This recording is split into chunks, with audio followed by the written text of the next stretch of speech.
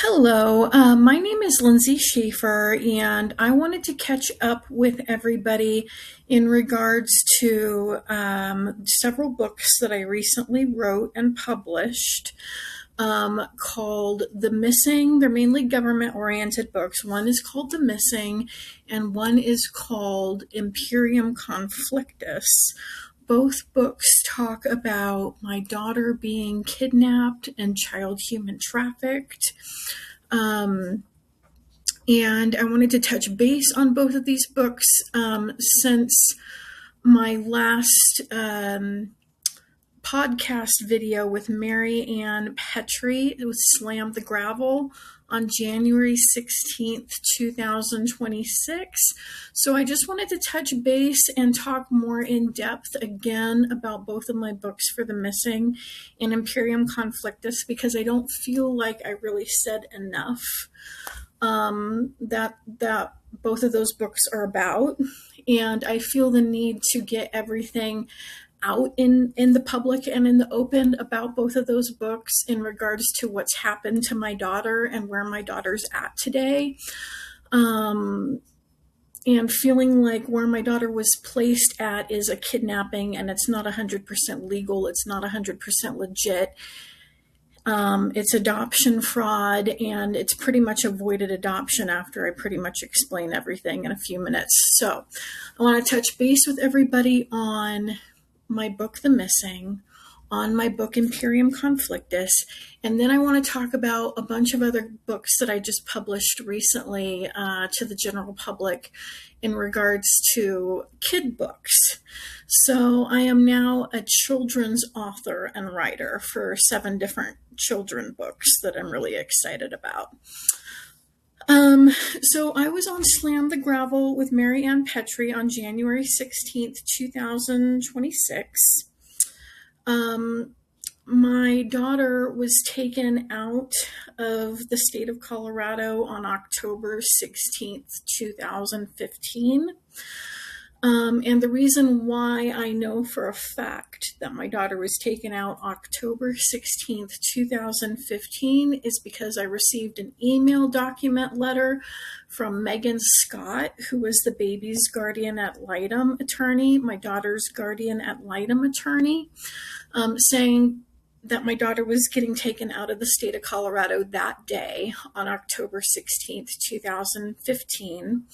And so both of my books for The Missing and Imperium Conflictus are very factual based, like they have a grip load of documentation in them. Timeline dates, documentation, evidence, facts, things like that. Just cause for everything, leads to certain things. Like when I say leads to certain things, I mean people that were involved that allowed these things to happen the way that they happened, and didn't do a proper investigation or were involved with placing my daughter where she's at today. So that's what I mean by leads. So my daughter was taken outside of the state of Colorado October 16th, 2015. A minute order was given to me for partial custody by Megan Scott, the baby's guardian ad litem. My daughter's guardian ad litem gave me a minute order for partial custody around that time, including the Colorado courts, gave me a minute order for partial custody when my daughter was taken out of state. My parental rights were not removed in Colorado, were not wrongfully removed. I will say wrongfully removed because it shouldn't have happened. My parental rights were not removed until April 14th, 2016 by Judge Timothy Schultz. So this was a year after my daughter got taken out of the state of Colorado that my parental rights were wrongfully removed.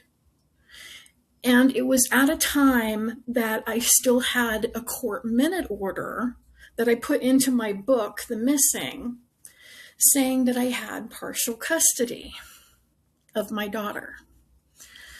So My parental rights were not removed until a year later. The reason why legally I say that my parental rights were not removed a year later on April 14th, 2016 by Judge Timothy Schultz is because I received an email saying all of this, the same documentation, from my state-appointed attorney, Susan Mueller, saying that my parental rights were not removed until this day, with Judge Timothy Schultz on April 14th, 2016. And I put all of that documentation in my book, The Missing. On the day that my daughter was handed off at an airport on October 16th, 2015. My daughter was handed off at an airport the same day that I was getting surgery to get my gallbladder removed. Okay, I was having my gallbladder surgery to get my gallbladder removed on October 16th, 2015 at Penrose Hospital, Colorado Springs Surgical Associates, 222 North Nevada Avenue, 80907, the same day that my daughter was taken. Someone came in and said, "Oh, your daughter's being taken at the airport," right before I went into surgery to get my gallbladder removed at Penrose Hospital. Okay. I couldn't do anything. I didn't know what airport that they were going to just hand my daughter off.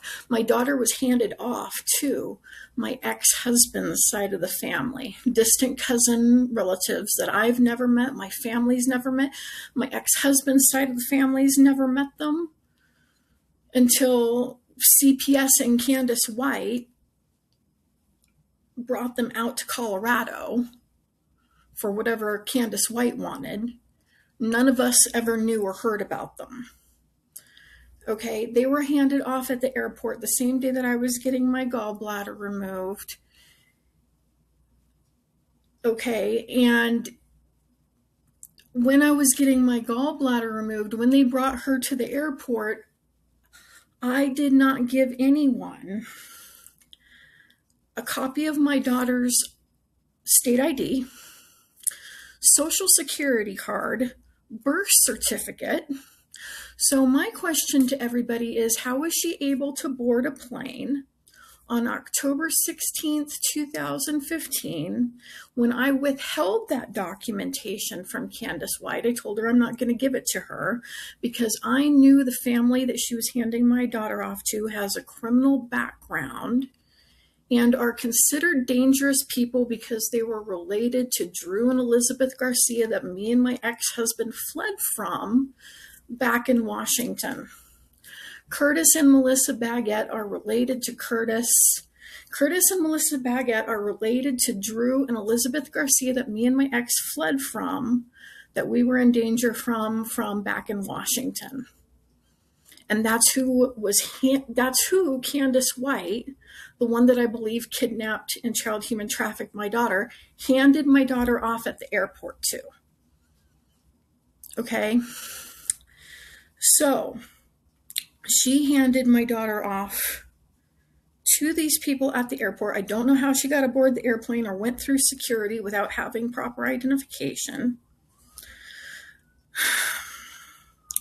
A week before April 14th, 2016, before my parental rights were wrongfully removed, Candace White held me in a parent-child interactional building called the Family Center, located at 1751 South 8th Street, Colorado Springs, Colorado, a week before my parental rights were removed, saying if I did not sign a stack of papers, my daughter was going to go back into foster care that night. Okay, so I was held against my will. I was threatened that day, saying if I did not sign a stack of papers, 50 to 100 pieces of paper, my daughter was going to go back into foster care that night. Personally, I was exhausted. Candace White had me go to probably 15 to 20 different organizations that she wanted me to go to for 3 years of the CPS case, all at different times. And I wrote the names of these 15 to 20 organizations down in my book, The Missing. I later on found out after the CPS case ended, none of these organizations was on the court's parent-child treatment plan that she wanted me to go to.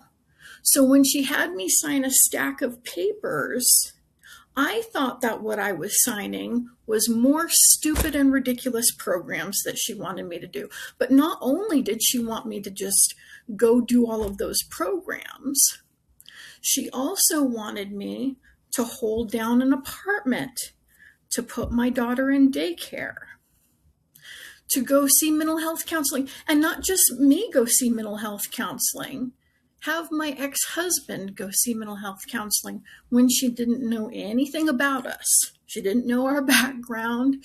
She didn't know me or my ex-husband's background.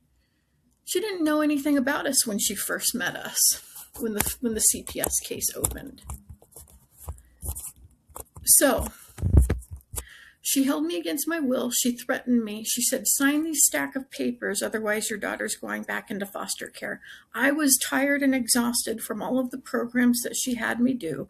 I signed the stack of papers. I had my daughter in my arms that night, and we both went home, me and my daughter. We went back to my apartment that I had. I had 2 apartments during the past 3-year CPS case that I held down for me and my daughter. Because a week after I signed these papers that were 50 to 100 pages long, a week later, Candace White chooses to open up a court case to have my parental rights wrongfully removed. Okay. This, I believe, 150% can constitute for adoption fraud, because I didn't know what I was signing, and she chose to open up a court case to have my parental rights wrongfully removed. So I believe she committed adoption fraud. And I also believe she also child human trafficked my daughter, and I put 4 different ways how she child human trafficked my daughter in my book, The Missing. And if adoption fraud happened, then then what does that mean? Then that would mean that my daughter is kidnapped, and that it's avoided adoption, and that my daughter shouldn't be where she's at today. And that's what I strongly believe. And I put all of this proof and this documentation in my book, The Missing.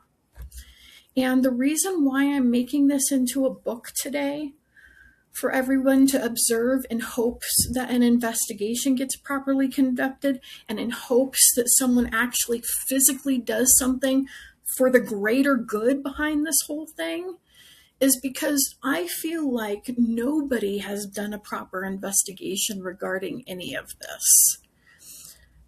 All of this documentation and proof that I feel like I give to law enforcement officials, the FBI, the DHS Inspector General, everybody chooses to just brush everything under the rug, not do a proper investigation, not get back to me, is to where my daughter's at today. The people that Candace White handed my daughter off to came back positive with a criminal background.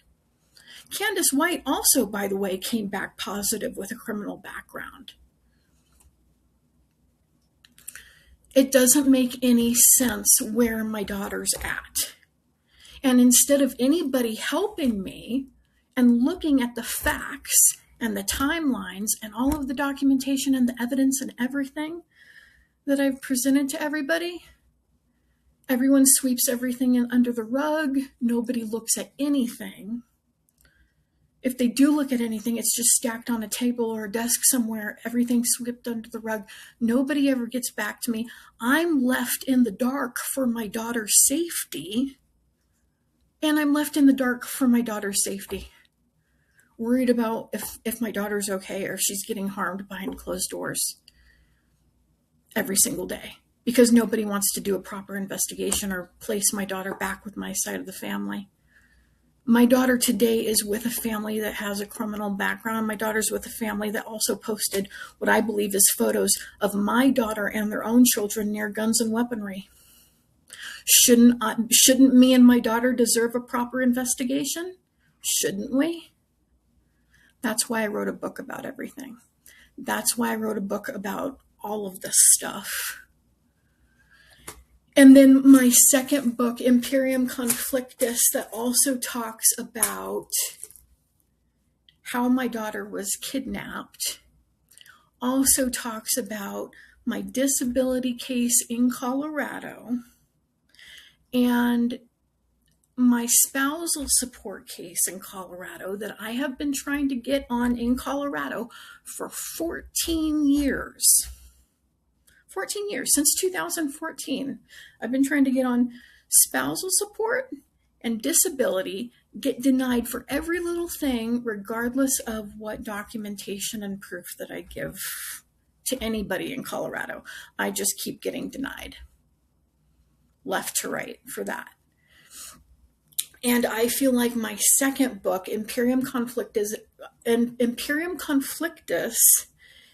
is just about as twisted as the first book, because none of what everybody is doing out here in Colorado behind how they are treating me behind this whole thing makes any sense.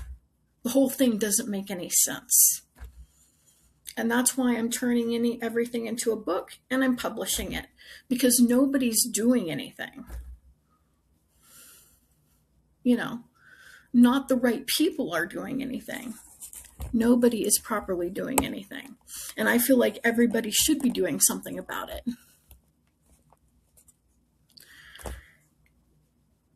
If federal crimes and laws were broken, then people should be doing something about it. If child human trafficking happened with my daughter, somebody should be doing something about it. Me and my daughter both deserve it. And personally, I feel like I deserve to be in my daughter's life today. I think that the way that everybody has handled the situation with me and my daughter is downright cruel, the way everybody's handled everything. So that's what I have to say about my book, The Missing and Imperium Conflictus. Now, I just wrote 7 children's books. 7 other children's books. These children's books are really, really cute and really, really funny for families across the United States. And my 2 favorites out of all of the books, the children's books that I wrote for all of this, is Melvin the Meerkat and Squeaky the Squirrel's Marvelous Adventure.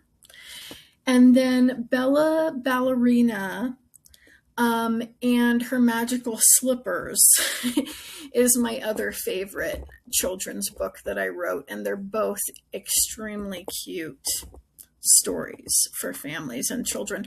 And each of my books that I wrote, my 7 children books that I wrote and published, are 7 to 12 pages long. Mainly, actually 10 to 12 pages long. Because they're intended to be bedtime stories for both babies and kids. So